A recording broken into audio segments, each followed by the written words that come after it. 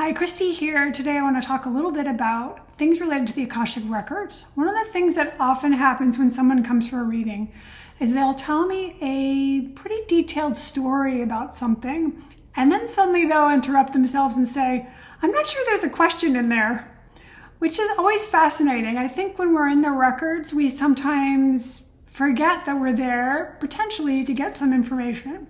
And what exactly is it that we're looking for? For me as a reader, it's become pretty easy that as they're describing that, things start sort of percolating and becoming more and more obvious to me that there are questions there. There are places where things are not clear. There are places where things feel stuck. There are places where having information from our past lives, from our ancestral patterns, from our family of origin, from the different causes and conditions would be really helpful. So I often will say, don't worry, there are plenty of things there, and I go ask the questions in the records and I come back. Because in the records, everything is question driven. So while the energy of being in the story is really good, energy first, information second, it's really nice then to be able to go more deeply into what's really behind that, what's behind the scenes, what really could use some more clarity, some more background, some more information. So generally when we think we don't have a question, we probably do, we just haven't honed in on it yet.